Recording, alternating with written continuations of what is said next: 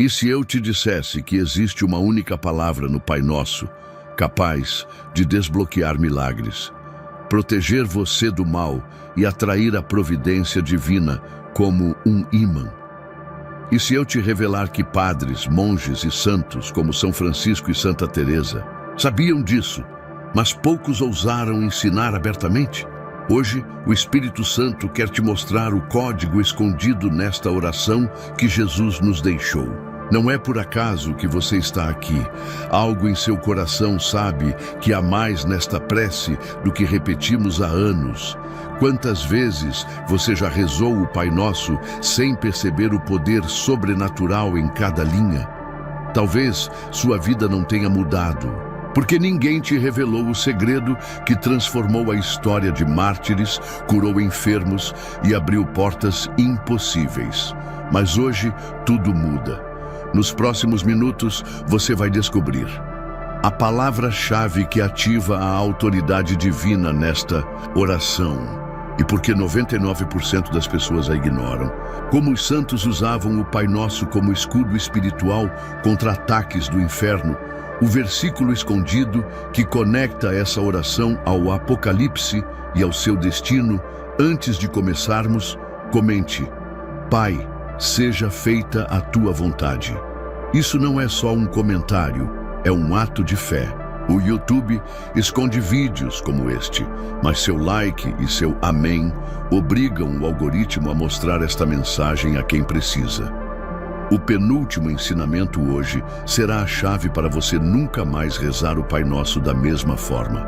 Se estiver pronto, começamos em 3, 2, 1. Santidade do nome de Deus, o decreto que ativa a autoridade divina. Pai nosso que estais nos céus, santificado seja o vosso nome.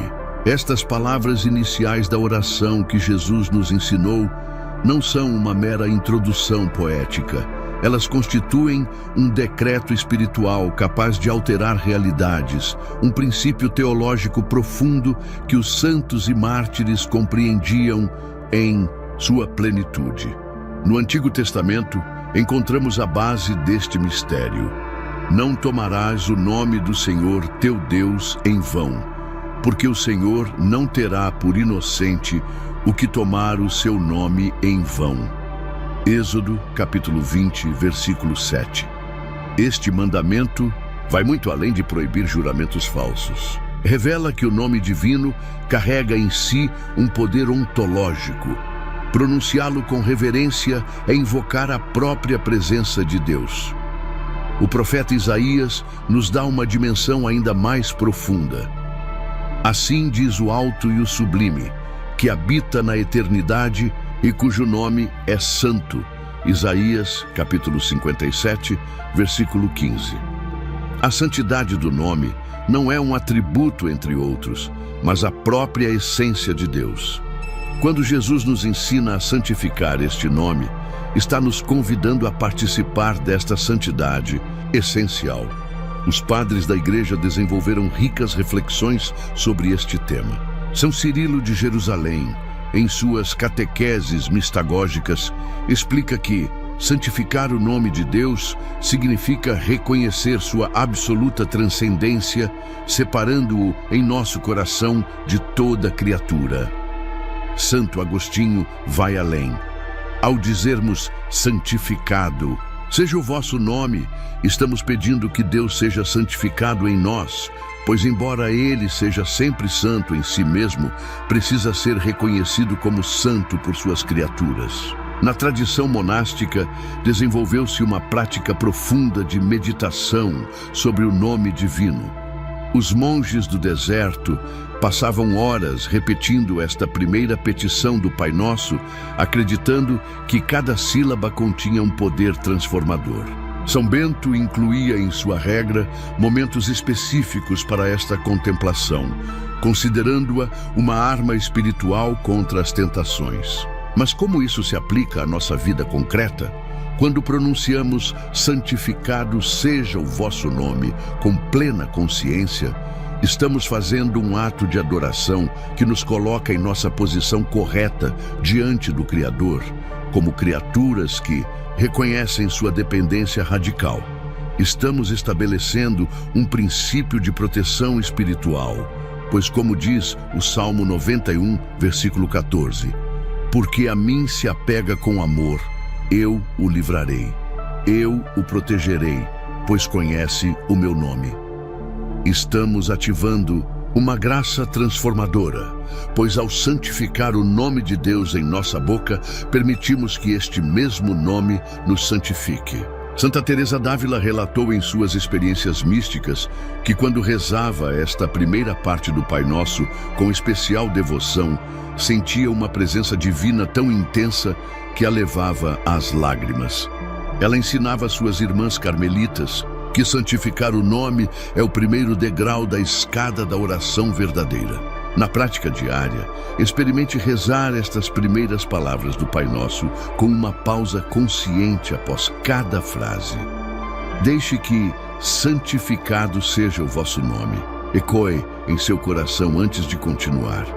Você começará a perceber como esta simples prática pode mudar toda a sua experiência de oração, transformando repetição em verdadeiro encontro com o divino. O Catecismo da Igreja Católica, número 2807, nos lembra que o nome de Deus é santo em si mesmo, mas nós o invocamos como santo ao reconhecê-lo como tal, ao glorificá-lo e ao agir em conformidade com esta santidade. Esta é a essência do poder oculto nesta primeira petição.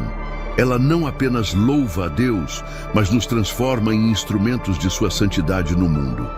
Que ao pronunciarmos santificado seja o vosso nome, possamos fazer eco à visão do profeta Isaías. Eu vi o Senhor assentado sobre um alto e sublime trono, e os serafins clamavam: Santo, Santo, Santo é o Senhor dos exércitos. Isaías 6, versículos 1 a 3. Pois é neste espírito de adoração que descobrimos o verdadeiro poder da oração que Jesus nos deixou. 2. O reino entre nós. A geografia divina que transforma realidades. Venha a nós o vosso reino. Esta segunda petição do Pai Nosso contém uma das revelações mais subestimadas da oração dominical. Quando Jesus instrui seus discípulos a orarem pelo advento do reino, ele não está falando apenas de uma realidade futura ou distante, mas de uma presença ativa que deve manifestar-se aqui e agora em nossa existência concreta. As Escrituras fundamentam este mistério. No Evangelho de Lucas, Jesus declara: o reino de Deus não vem com aparência exterior, nem dirão, ei-lo aqui, ou ei-lo ali, porque o reino de Deus está dentro de vós. Lucas capítulo 17, versículos 20 e 21. Esta afirmação revolucionária transforma completamente nossa compreensão da petição. Não oramos por algo que virá, mas pelo pleno desabrochar do que já está presente em germe. Os padres da Igreja desenvolveram uma rica reflexão sobre esta dimensão do Pai Nosso. Santo Agostinho, em seu comentário ao Sermão da Montanha, explica: quando dizemos, venha o vosso reino, oramos para que o reino que já existe em potência se manifeste em ato em nossas vidas. São Gregório de Nissa vai além, afirmando que o reino é como fogo latente na lenha, que precisa ser soprado para manifestar-se em plenitude. Na tradição mística, Santa Teresa d'Ávila e São João da Cruz descrevem o reino interior como a morada de Deus na alma em graça. Em suas obras, revelam como esta petição do Pai Nosso se relaciona intimamente com a vida de oração profunda, onde a alma experimenta antecipadamente o governo divino. Mas como este reino se manifesta concretamente?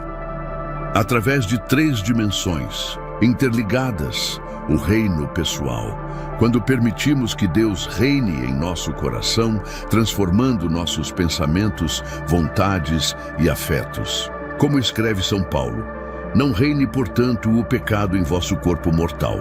Romanos 6, versículo 12.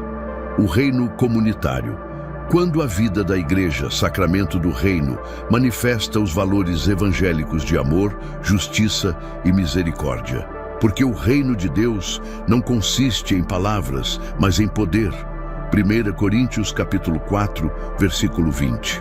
O reino cósmico. Quando toda a criação que geme e suporta angústias até agora, Romanos 8, versículo 22, for redimida e transformada na parúzia. Os santos compreendiam o poder transformador desta petição. São Francisco de Assis, ao rezar "Venha o vosso reino", via-se como instrumento para que este reino se manifestasse até mesmo nas criaturas não humanas, como atesta seu Cântico das Criaturas. Santa Faustina Kowalska registrou em seu diário que cada vez que rezava estas palavras com fé, sentia uma efusão especial da divina misericórdia sobre o mundo. Na prática espiritual, esta petição nos convida a um exame constante. Onde em minha vida o reino ainda não se manifestou plenamente? Que áreas ainda resistem ao governo divino? Ao rezarmos "Venha o vosso reino", estamos nos comprometendo a ser terrenos férteis, onde a semente do reino, CF Mateus 13, versículos 1 a 23, possa crescer e dar fruto. O Catecismo da Igreja Católica, números 2 de 816, ensina que nesta petição, o cristão identifica-se com o desejo de todos os homens de habitar na unidade da família de Deus. Esta é a dimensão cósmica do reino que devemos almejar, não como fuga do mundo, mas como transformação radical de todas as coisas em Cristo. Que ao pronunciarmos "Venha a nós o vosso reino", possamos fazê-lo com a consciência de que estamos participando ativamente do plano divino de recapitular todas as coisas em Cristo. Efésios, capítulo 1, versículo 10, começando por nosso próprio coração. 3. A revolução do pão cotidiano, o milagre que se renova a cada amanhecer, o pão nosso de cada dia nos dai hoje. À primeira vista, esta parece ser a petição mais terrena do Pai Nosso. No entanto, quando examinamos suas camadas de significado, através da tradição da Igreja, descobrimos que ela encerra um dos mistérios mais profundos da vida espiritual. O livro do Êxodo nos apresenta o protótipo desta provisão divina. Eis que vos farei chover pão do céu. Êxodo 16, versículo 4. O maná no deserto não era apenas alimento material. Era uma lição diária de confiança. Deus ordenou que se colhesse apenas para um dia, exceto na véspera do sábado, ensinando assim que a fé não pode ser estocada, mas deve ser renovada a cada manhã. Jesus retoma este simbolismo quando declara: "Eu sou o pão da vida. Aquele que vem a mim não terá fome, e quem crê em mim nunca terá sede." João capítulo 6, versículo 35. Aqui se revela o primeiro nível de interpretação desta petição. Ao pedirmos o pão cotidiano, estamos antes de tudo suplicando por Cristo, o verdadeiro pão descido do céu. Os padres da Igreja desenvolveram uma compreensão tríplice desta petição. O pão material, reconhecimento de nossa dependência de Deus até para as necessidades mais básicas. Como ensina São João Crisóstomo, não dizemos "o pão meu", mas "o pão nosso", para nos lembrar que nada é verdadeiramente nosso. O pão da palavra, não só de pão viverá o homem, mas de toda palavra que sai da boca de Deus. Mateus 4, versículo 4. Santo Agostinho via nesta petição um pedido pelo alimento espiritual das Escrituras. O pão eucarístico. A tradição viu nesta petição uma profecia da Eucaristia. São Cipriano escreveu: "Pedimos que nos seja dado nosso pão, isto é, Cristo, porque Ele é o pão daqueles que tocam seu corpo." A espiritualidade monástica desenvolveu práticas impressionantes em torno desta petição. Os monges do deserto costumavam rezar estas palavras enquanto assavam o pão literal, transformando o ato cotidiano em ritual sagrado. Santa Gertrudes relatou em suas revelações que cada vez que recebia a Eucaristia com esta petição no coração, experimentava graças especiais. Na vida prática, esta petição nos ensina a confiança radical, como os pássaros do céu, que não semeiam, nem colhem, nem ajuntam em celeiros. Mateus capítulo 6, versículo 26, somos chamados a viver num abandono filial à providência. A partilha obrigatória, dizer pão nosso, é comprometer-se com a justiça social. São Basílio perguntava: quando guardas pão numa despensa, enquanto o outro morre de fome, de quem é realmente esse pão? O presente como sacramento. Ao limitar o pedido a hoje, aprendemos a valorizar o momento presente como espaço da graça. O Catecismo da Igreja Católica, número 2837, explica que o pão cotidiano designa os bens terrestres necessários à subsistência de todos. Mas também recorda que há outra fome do homem, que só Cristo pode saciar. Que ao rezarmos esta petição, possamos fazê-lo com a consciência de que estamos pedindo muito mais que alimento. Estamos suplicando pelo próprio Cristo, que se deu a si mesmo em resgate por todos. 1 Timóteo, capítulo 2, versículo 6. E continua a se dar a nós a cada Eucaristia, a cada manhã, a cada instante em que confiamos na providência do Pai. 4. O perdão que liberta, a chave esquecida para os milagres. Perdoai-nos as nossas ofensas, assim como nós perdoamos a quem nos tem ofendido. Estas palavras de Jesus encerram um dos princípios mais revolucionários e, paradoxalmente, mais negligenciados da espiritualidade cristã. O perdão não é um mero apêndice moral da oração, mas seu coração pulsante, a condição indispensável para que todas as outras petições sejam atendidas. As Escrituras revelam a profundidade desta verdade, porque se perdoardes aos homens as suas ofensas, vosso Pai Celestial também vos perdoará a vós. Se, porém, não perdoardes aos homens, tampouco vosso Pai vos perdoará vossas ofensas. Mateus 6, versículos 14 e 15. Jesus não deixa margem para interpretações brandas. O perdão que recebemos está intrinsecamente ligado ao perdão que concedemos. Os padres da Igreja viram nesta petição uma das exigências mais radicais do Evangelho. São João Crisóstomo advertia: não adianta jejuar, orar, dar esmolas, se guardamos rancor no coração. Santo Agostinho chegou a afirmar que o perdão é o único milagre que Deus condiciona à nossa vontade. Na tradição monástica, desenvolveram-se práticas impressionantes para viver este mandamento. Os monges do deserto incluíam na oração contínua os nomes de seus inimigos. Santa Teresa d'Ávila ensinava suas freiras a rezar especificamente por quem as havia caluniado. São Francisco de Assis chegou a beijar as mãos de um frade que o traía constantemente. Mas por que este perdão é tão essencial? A teologia nos revela 3 dimensões profundas. Ontológica: o rancor deforma a imagem de Deus em nós. Perdoar é restaurar nossa semelhança divina. Comunitária: nenhuma graça flui numa comunidade onde há divisões não curadas. Cósmica: o não perdado é porta aberta para influências malignas, como mostra a parábola do servo impiedoso, Mateus capítulo 18, versículo 23 a 35. Na prática espiritual, esta petição exige de nós exame de consciência diário. Quem ainda não perdoei hoje? Que feridas ainda sangram em minha memória?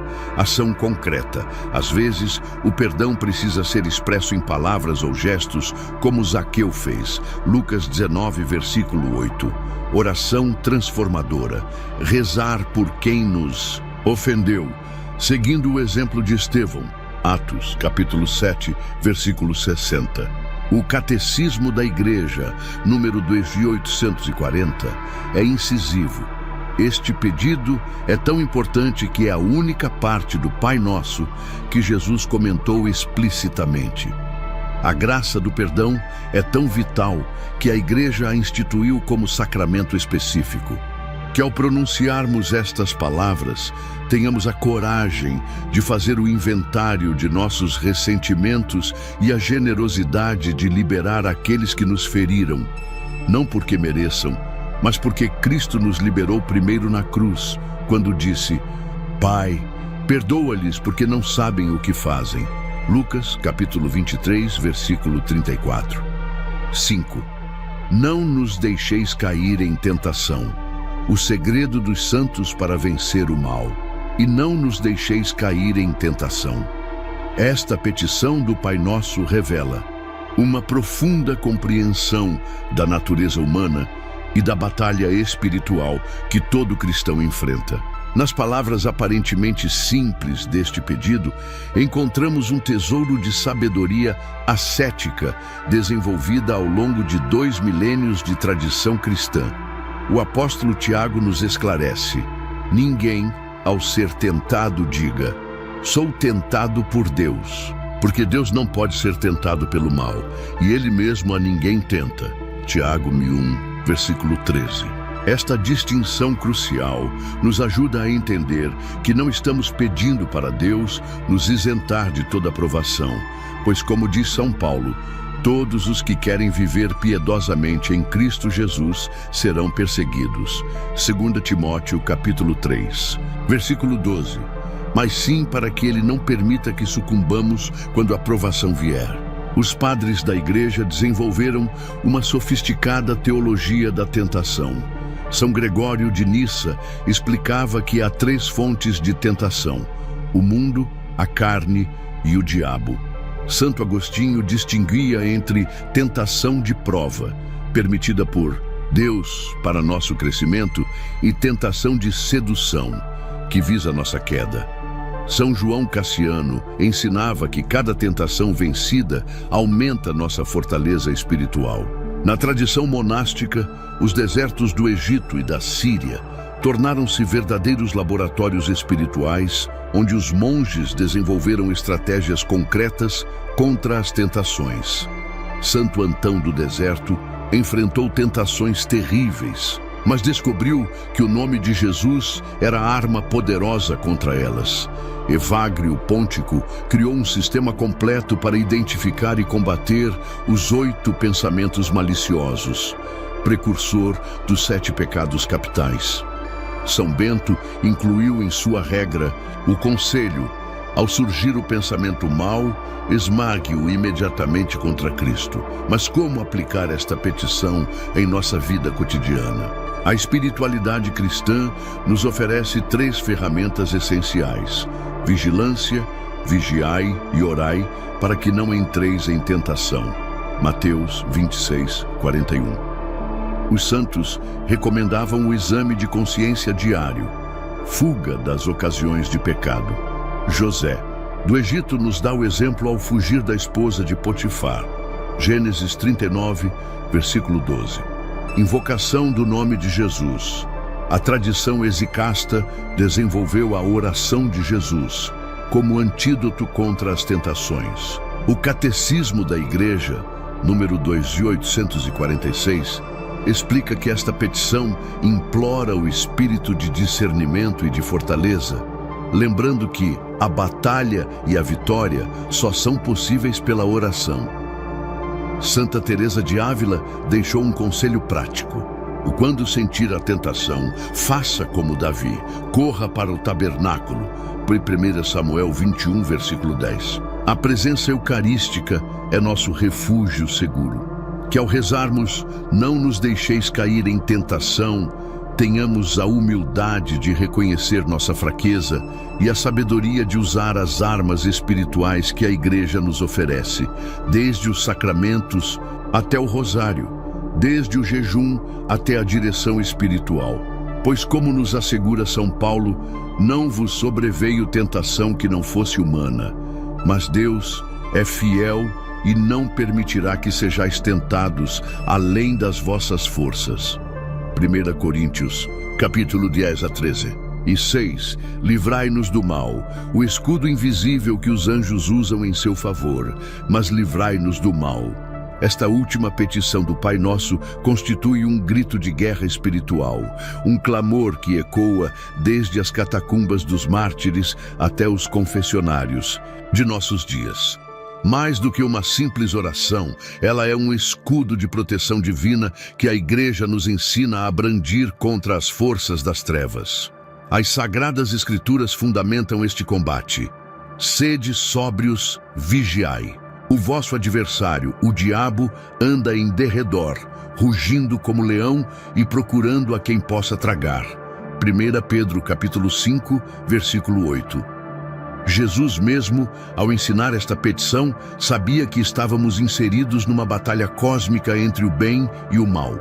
Os padres da Igreja desenvolveram uma teologia profunda sobre esta libertação. Santo Agostinho via nesta petição um resumo de todo o Pai Nosso. Pois que mal maior há senão o afastamento de Deus. São Cipriano ensinava que o cristão que ora livrai-nos do mal com fé faz tremer as portas do inferno.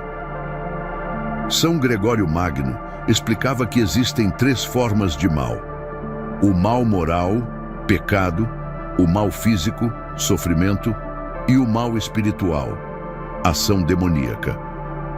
Na tradição exorcística da Igreja, esta petição do Pai Nosso sempre ocupou lugar central. O ritual romano de exorcismos inclui sua recitação como arma poderosa contra o maligno. São Padre Pio costumava dizer que um Pai Nosso rezado com fé vale mais que 1000 exorcismos. Santa Gema Galgani relatava que quando os demônios a atormentavam, bastava recitar com fé: livrai-nos do mal, para que fugissem. Mas como aplicar esta proteção em nossa vida diária? A espiritualidade cristã nos oferece 4 estratégias comprovadas: o uso dos sacramentais, água benta, sal bento, medalhas e o sinal da cruz, como armas espirituais. Cf. Efésios, capítulo 6, versículos 10, 17. A invocação dos santos anjos. Ele dará ordens a seus anjos a teu respeito, para que te guardem em todos os teus caminhos. Salmo 91, versículo 11. A prática da oração contínua. Orai sem cessar. 1 Tessalonicenses 5, versículo 17. Especialmente o rosário, que São João Paulo II chamou de escudo contra o mal. A fuga das ocasiões de pecado. Aquele que ama o perigo nele perecerá. Eclesiástico, capítulo 3, versículo 27.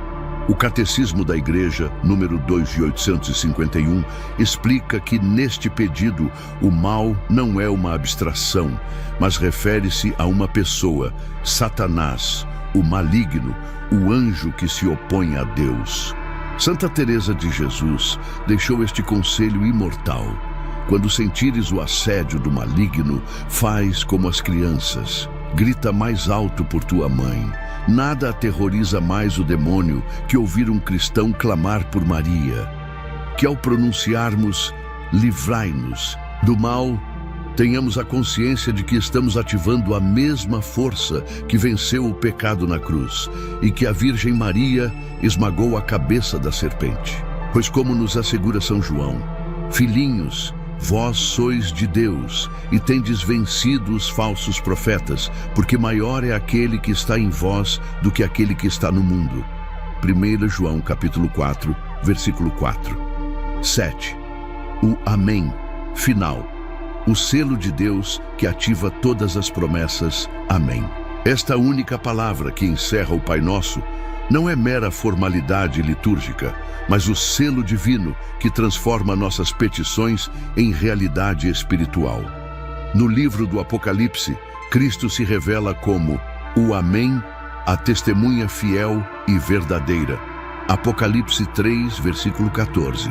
Mostrando que quando pronunciamos este termo, estamos nos unindo à própria voz de Deus. Os padres da Igreja descobriram camadas impressionantes neste Amém final. São Jerônimo traduziu Amém do hebraico. como fiel, ou que assim seja, destacando seu caráter de aliança. Santo Agostinho ensinava que o Amém é nossa assinatura no contrato espiritual com Deus. Ao dizê-lo, confirmamos tudo o que pedimos. São João Crisóstomo via nesta palavra uma espada contra o mal.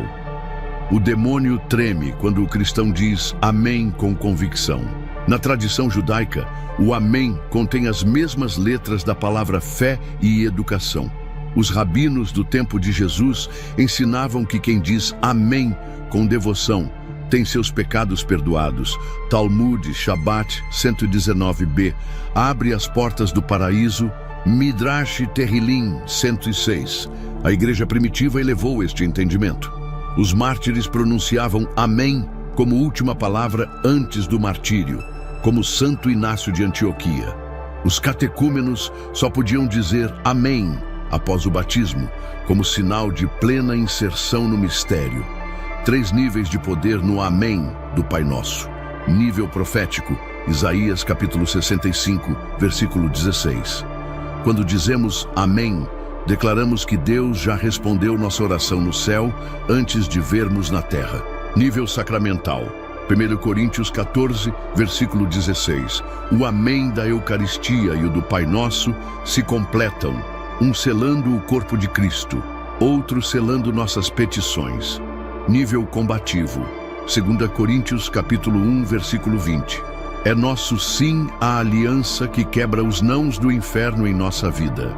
Prática transformadora. Os monges copistas medievais observavam que Amém contém numericamente Aleph, 1, Nun, Deus Uno Men, 40, Lun, tempo de prova, como os 40 anos no deserto, Nun, 50, Nun, jubileu e libertação. Ao dizer Amém conscientemente, após o Pai Nosso, você está assinando um contrato celestial, liberando os anjos para agirem. Apocalipse 8, 3, 4. Preparando seu coração para receber as respostas.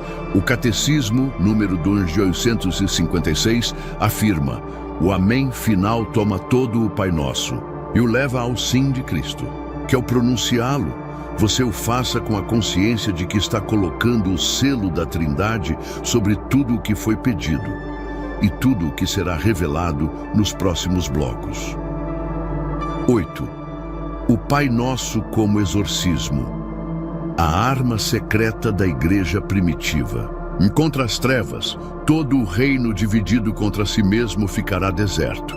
Lucas, capítulo 11, versículo 17. Quando Cristo nos entregou o Pai Nosso, não estava apenas nos ensinando a orar, estava nos armando para a guerra espiritual.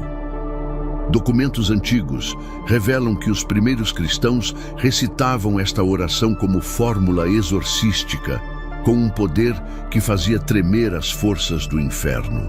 Evidências históricas impressionantes. O Testamentum Domini, século IV, prescrevia: quando um possesso for trazido, o bispo imporá as mãos e 3 diáconos recitarão o Pai Nosso em voz alta sobre ele. Santo Antão do Deserto, segundo. Santo Atanásio vencia as tentações demoníacas repetindo como mantras as palavras do Pai Nosso, especialmente livrai-nos do mal. O ritual romano de exorcismos, 1614, mantém até hoje a recitação solene do Pai Nosso como parte essencial do rito. Por que esta oração aterroriza o maligno? Autoridade cristológica. São Cirilo de Jerusalém ensinava que o diabo não suporta ouvir as palavras que saíram diretamente da boca de Cristo. Estrutura trinitária. Cada petição corresponde a uma pessoa da Trindade: Pai Nosso, Deus Pai Criador, pão cotidiano. Cristo Eucarístico, não nos deixeis cair. Ação do Espírito Santo. Casos documentados de libertação. São Bento de Núrcia. Sua biografia relata que ao recitar o Pai Nosso, correntes invisíveis se rompiam sobre endemoninhados. Santa Gema Galgani escreveu em seu diário que demônios gritavam quando ela pronunciava: santificado seja o vosso nome. Padre Pio.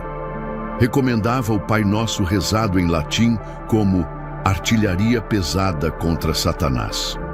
Método dos monges do deserto, para usar o Pai Nosso como proteção. Ao acordar, rezar lentamente, santificado seja o vosso nome, enquanto traça o sinal da cruz na testa, criando uma armadura matinal. Em tentação, repetir, livrai-nos do mal como mantras, até sentir alívio espiritual, prática atestada em A Vida de Santo Antão. Antes do sono, recitar toda a oração sobre a cama, como Josué consagrando a terra prometida. São Gregório, de Nissa. Dados teológicos pouco conhecidos, no original aramaico, a palavra tentação, nisiona, também significa provação metalúrgica, revelando que Deus permite testes para nos purificar como ouro. A versão siríaca do Pai Nosso usa o termo Deliver us from the evil one, livrai-nos do maligno, deixando claro o sentido pessoal do mal. O Papa Leão XIII, após ter uma visão aterrorizante de demônios atacando a igreja, compôs a oração a São Miguel e ordenou que se rezasse o Pai Nosso após cada missa como proteção, prática que durou de 1886 a 1964. Exercício prático de libertação. Quando sentir opressão espiritual, faça o sinal da cruz, reze o Pai Nosso em voz alta, pausando após, livrai-nos do mal. Declare, pelo poder desta oração dada por Cristo, ordeno que todo espírito imundo se afaste agora. Amém. São João Paulo II afirmou, o Pai Nosso contém em si toda a força do Evangelho, que ao compreendermos seu poder exorcístico, possamos usá-lo não com medo, mas com a autoridade de filhos de Deus, pois maior é aquele que está em vós do que aquele que está no mundo. 1 João 4, versículo 4. 9. O Pai Nosso, esquecido de Lucas capítulo 11.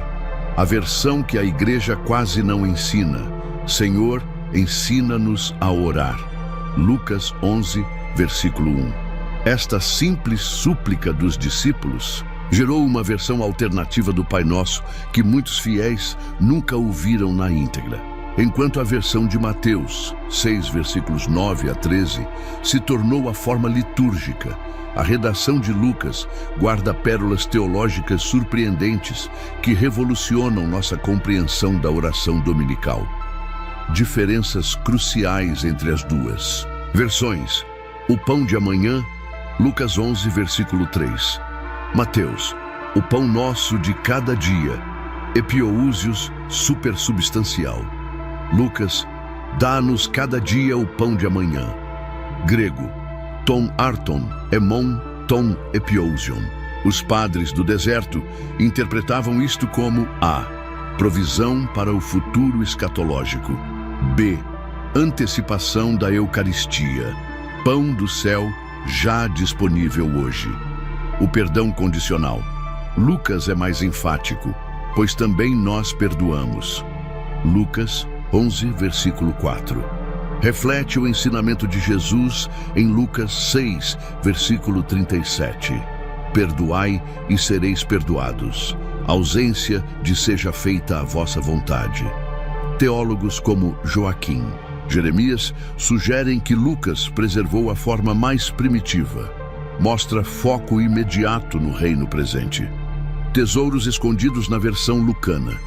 Contexto original. Jesus ora antes de ensinar a versão de Lucas 11, versículo 1. Revela que o Pai Nosso nasce da experiência orante de Cristo.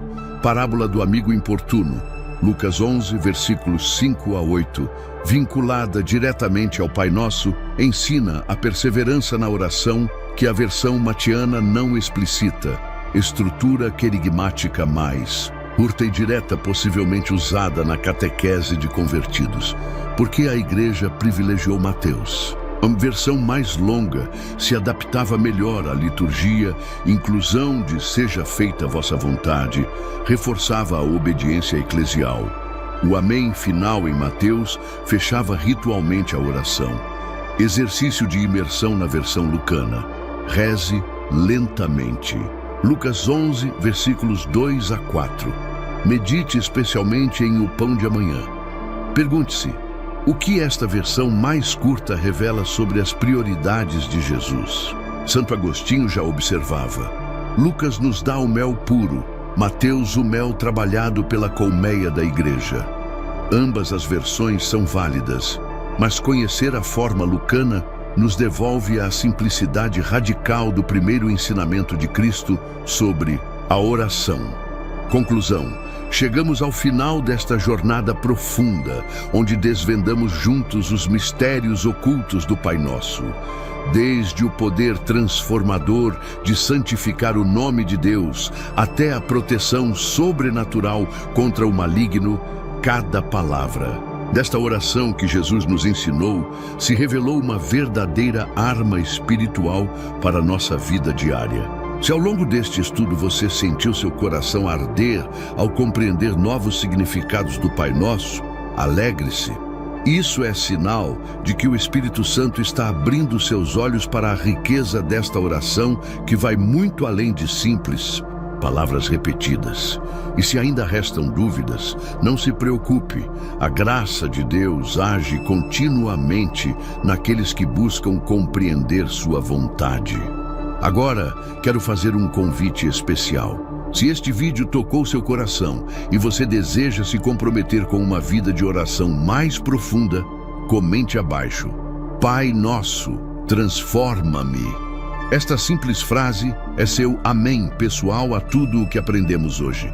E se você ainda não é inscrito no canal, esta é a hora de se juntar à nossa família. Clique no botão de inscrever-se para não perder os próximos estudos bíblicos que prepararemos com todo cuidado. Sua inscrição ajuda este ministério a alcançar mais pessoas sedentas pela palavra de Deus. Não esqueça de curtir este vídeo e compartilhar com alguém que precisa conhecer o poder oculto do Pai Nosso. Você pode estar levando a chave que faltava para transformar a vida espiritual de alguém. E se já é inscrito, comente: eu rezo com poder. Quero agradecer por fazer parte desta comunidade. Antes de finalizar, lembre-se: o Pai Nosso não é apenas uma oração, mas um mapa para a vida espiritual dado pelo próprio Jesus. Cada frase contém sabedoria divina para guiar seus dias, proteger sua família e aproximá-lo de Deus. Então, antes de sair, faça uma pausa. Feche os olhos e reze lentamente um Pai Nosso, aplicando tudo o que aprendemos hoje. Sinta cada palavra com novo significado e profundidade. Que o Pai Celestial, que conhece todas as suas necessidades antes mesmo que você as peça, continue abençoando sua caminhada. Agora, em silêncio, experimente a presença divina. Comece a oração do Pai Nosso enquanto continua a música.